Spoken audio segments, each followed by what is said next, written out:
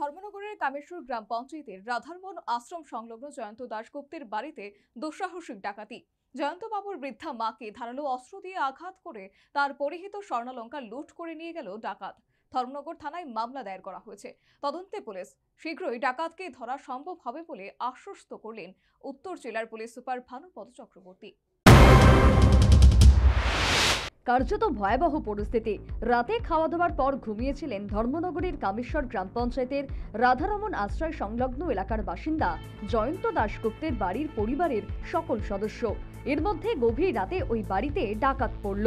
রাত আনুমানিক 2টো নাগাদ মুখে কালো কাপড় বাঁধা অজ্ঞাত পরিচয় ডাকাত ওই জয়ন্তবাবুর মা সবিতা দাশগুপ্তের ঘরে ঢুকে তাকে দা দিয়ে আঘাত করে ওই বৃদ্ধার পরিহিত সমস্ত স্বর্ণলঙ্কার লুট করে নিয়ে যায় বলে অভিযোগ।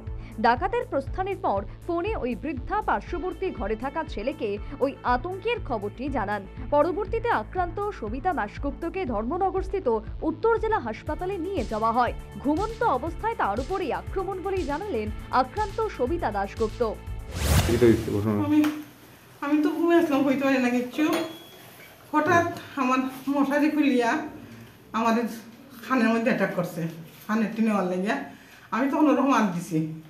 আমি তো হয়েছে খিতারে হইতো এখানে মধ্যে মারছে বাড়ি, দাও দিয়ে সেট দিছে।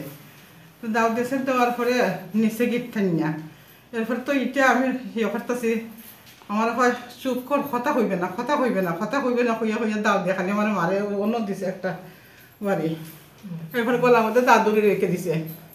হয়তো ছেলেরা আমি ডাকতেছি, হয়তো ছেলেরা বাড়িটা হয়েছে, বেশি কথা হইলে তোর ছেলেরা কাটিলে হয়েছে। আমার আর সাইতেও দেন না, এরপরে ওই আঙ্গুলটার মাথা খাটি হলাই দিছে। আর আমি আর তার মুখের চেহারা দেখছি না, মাথা বাম। ঘটনার খবর পেয়ে ধর্মনগর থানার পুলিশ দাশগুপ্ত বাড়িতে যায় এবং ওই ডাকাতির ঘটনার তদন্তে নামে। বর্তমানে আক্রান্ত বৃদ্ধা সবিতা দাশগুপ্ত জেলা হাসপাতালে চিকিৎসাধীন বলেই জানালেন তার ছেলে জয়ন্ত দাশগুপ্ত। রাত্রে অনেক 2টার সময় ঘুমিয়ে আসলাম। সেখানে আমার মা এক রুমে ঘুমায়, আমরা আরেক রুমে থাকি। তো 2টার দিকে আমার মায়ে ফোন করছে, তাড়াতাড়ি উঠিয়ে আমারে ঢাকাইতে হামলা করছে, আমার মারি লিখছে। তখন দৌড়িয়ে বেরিতাম চাইছি, দেখি দরজা আমার লাগানি বাইরে দিকে। তখন মারে কইছে তুমি একটু কষ্ট করে আও ফোনে, তুমি একটু কষ্ট করে আমার দরজাটা খুলে দাও, দরজা বাইরে দিকে লাগানি। তোমার মাকে খুলছেন, খোলার পরে দেখুন তো মার ব্লিডিং হওয়ার এইসব কানে মারছে টারছে, হাতে মারছে, এখানে দাঁড়িয়ে সেট দিছে, এদিকে রক্ত প্রচণ্ড। তারপরে তো আমি ওই থানাতে কল করলাম, থানা আইলো, ফায়ার সার্ভিস আইসে, তারপরে আমি হসপিটালে গেলাম। যাওয়ার পরে তো হসপিটালে অ্যাডমিট করছে স্যার, তারা দেখতে লিখতে। পরবর্তীতে এই ডাকাতির ঘটনা প্রসঙ্গে আশ্বস্ত করলেন উত্তর জেলার পুলিশ সুপার ভানুপদ চক্রবর্তী। শীঘ্রই এই ডাকাতকে গ্রেপ্তার করা সম্ভব হবে বলে জানিয়েছেন পুলিশ সুপার। ভোটারটা তাও ছিল, ধারা যদি অত ক্ষতি হয়ে যেত, তো সেই দাওটা দিয়ে ওনাকে আঘাত করা হয়েছে। একটু কানের দিকে একটু ব্লিডিং এসেছে, আমি দেখেছি, হসপিটাল গিয়েছিলাম ওনাকে। ঘটনাটা দুঃখজনক, আমরা তদন্ত করছি, পুরো টিম গিয়েছিলাম।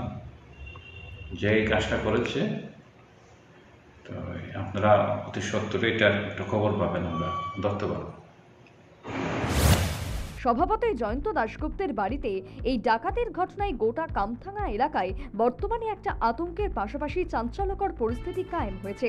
পুলিশ ঘটনার তদন্তে নেমেছে এবং ডাকাত ধরার ব্যাপারে এক প্রকার নিশ্চয়তা প্রকাশ করেছেন পুলিশ সুপার। এখন দেখা যাক এই ডাকাত ধরা পড়ে কিনা। Bureau report, news vanguard.